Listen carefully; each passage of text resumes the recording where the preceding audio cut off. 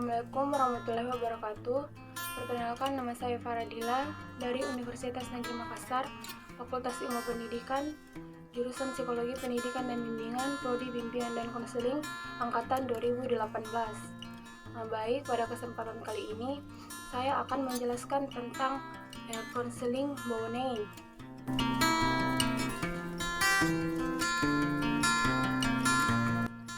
Menurut pandangan Bouwnein, keluarga merupakan faktor penting bagi individu.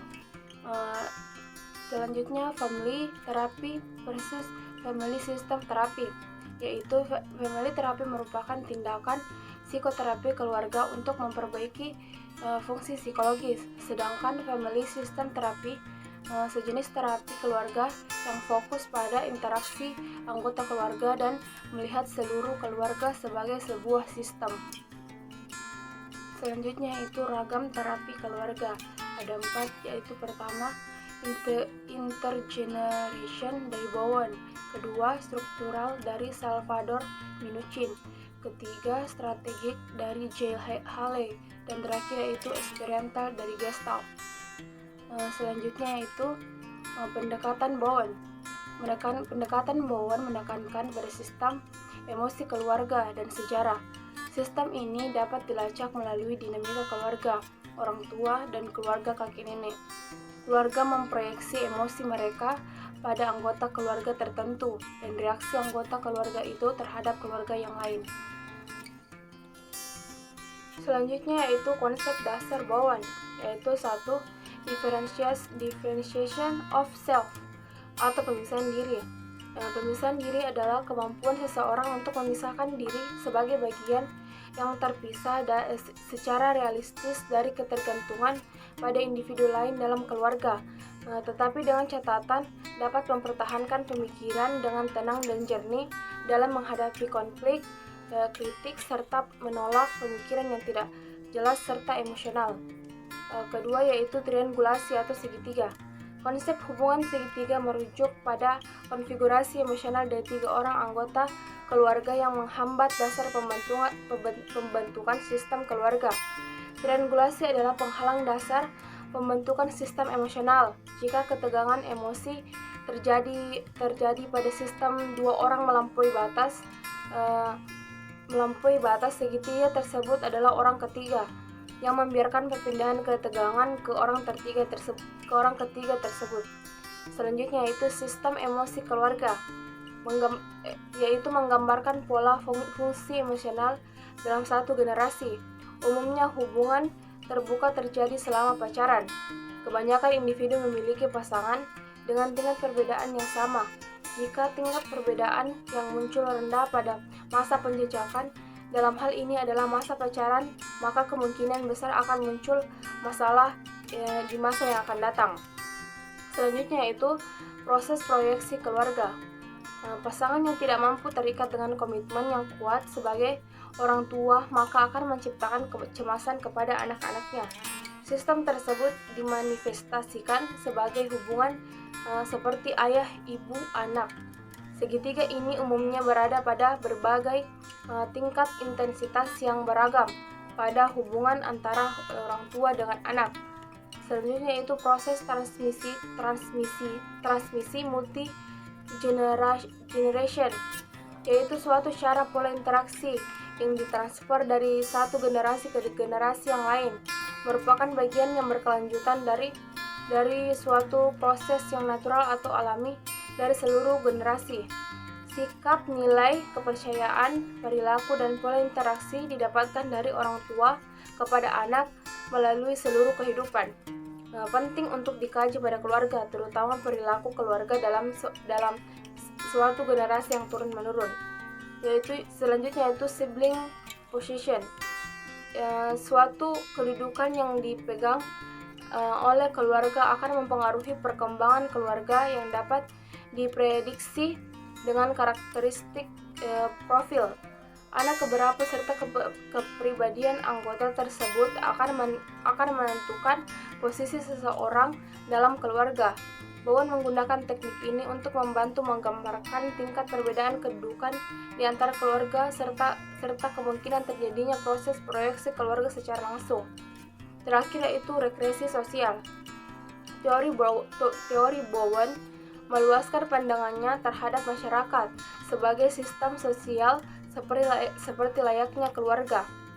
Konsep regresi sosial membandingkan antara respon masyarakat dengan respon individu dalam keluarga terhadap tekanan akibat krisis emosional, tekanan yang menimbulkan ketidaknyamanan dan kecemasan, dan penyebab penyelesaian yang tergesa-gesa bertambahnya masalah, serta siklus yang sama yang berulang secara terus-menerus. Selanjutnya itu pembedaan self. Pembedaan self ini merupakan konsep di dalam intrapsikis maupun antara individu interpersonal diri individu. Aspek intrapsikis merupakan kemampuan untuk memisahkan perasaan dan pikiran. Orang yang mampu membedakannya adalah orang yang tidak dingin, atau ia hanya berpikir dan tidak pernah merasa. Sedangkan aspek interpersonal yaitu orang yang tidak mampu membedakan antara bereaksi secara emosional, baik secara positif maupun secara negatif terhadap orang lain. Dan orang yang mampu membedakan akan mampu mengambil pendirian berdasarkan prinsip-prinsipnya, dan mampu mengembangkan kedekatan tanpa dibentuk orang lain. Dalam proses pembedaan dapat meningkatkan tanggung jawab pribadi. Selanjutnya itu segitiga.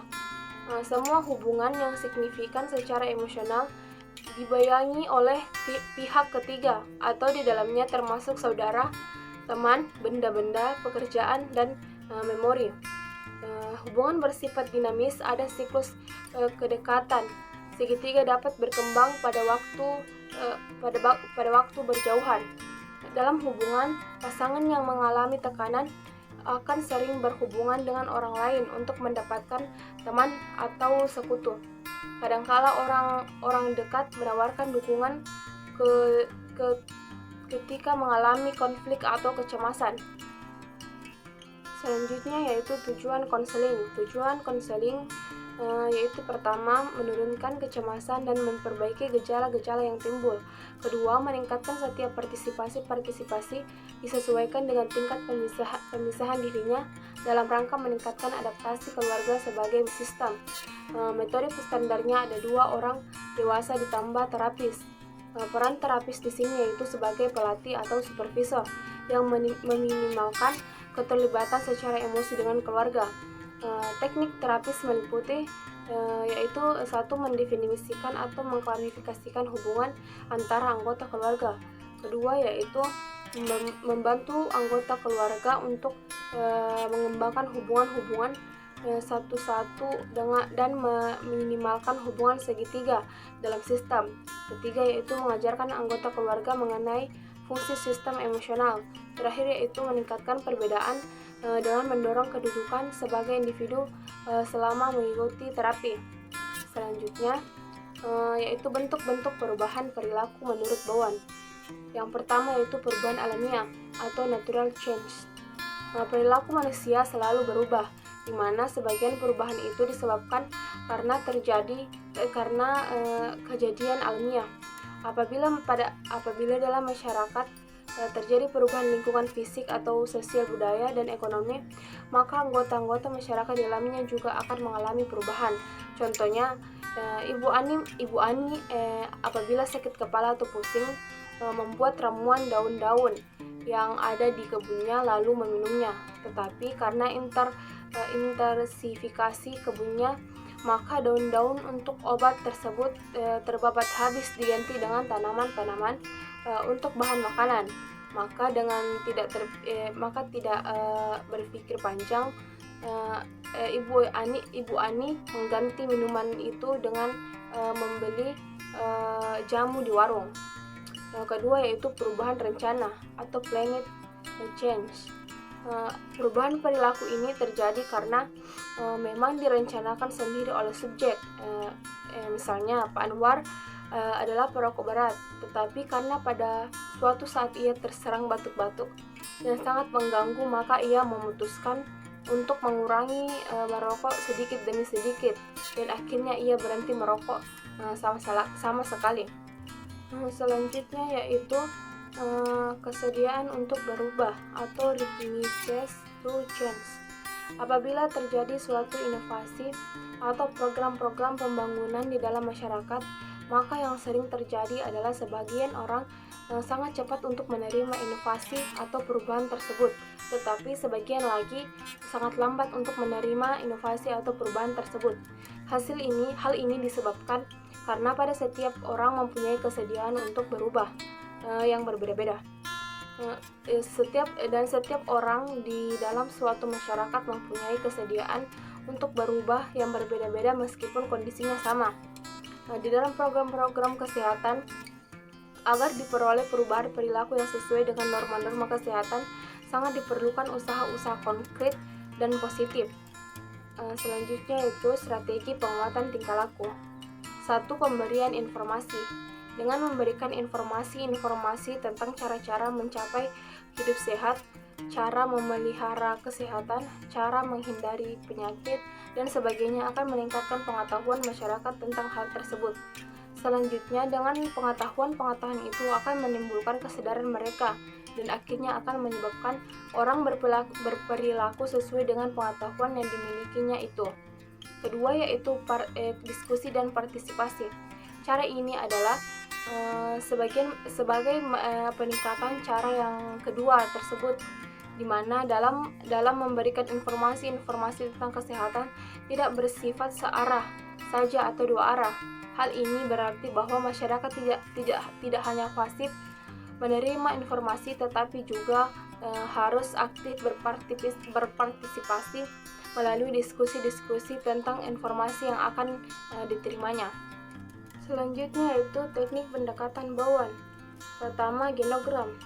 Genogram sebagai salah satu teknik dalam penyelenggaraan terapi keluarga merupakan diagram sistem hubungan keluarga 3 generasi, di mana simbol digunakan untuk mengidentifikasi sistem, subsistem, dan karakteristik mereka. Kemudian memberikan bentuk tentang karakter keluarga.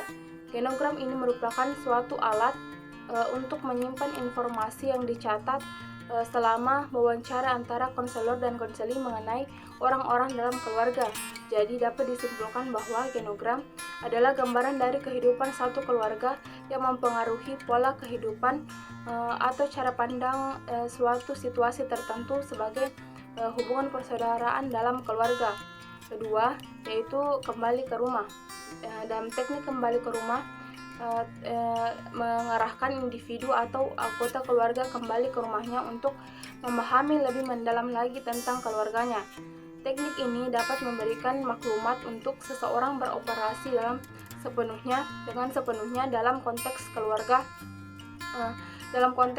di mana mereka adalah bagian dari dirinya. Sebelum pulang ke rumah, orang itu perlu untuk belajar bagaimana cara menenangkan diri. Ketiga, detriangulasi. Dalam teknik ini terdapat 2 peringatan, yaitu pertama, seseorang individu menghilangkan kegelisahannya terhadap keluarganya tetapi tidak menunjukkan perasaannya kepada orang lain. Kedua, terapi menolong individu untuk menjauhkan diri bila ketegangan atau kegelisahan timbul dalam sebuah keluarga. Dalam teknik ini, keluarga juga diperbolehkan untuk menyuarakan pendapat dalam mengambil perhatian atau tindakan. Selanjutnya yaitu hubungan orang perorangan. Dalam teknik ini, hubungan orang perorangan, ada 2 ahli keluarga menghubungkan secara perorangan terhadap satu sama lain, meliputi cara pergaulan dengan cara mereka tidak membicarakan pihak lain dan tidak membicarakan perkara atau kasus yang bukan masalah mereka. Terakhir yaitu perbedaan self. Perbedaan self adalah bergantung kepada seorang bertindak sejauh manakah dia dapat memisahkan antara proses perasaan yang subjektif kepada proses pemikiran yang lebih objektif. Baik, terima kasih. Itulah tadi pemaparan materi saya tentang konseling Bowen. Saya ucapkan terima kasih. Wassalamualaikum warahmatullahi wabarakatuh.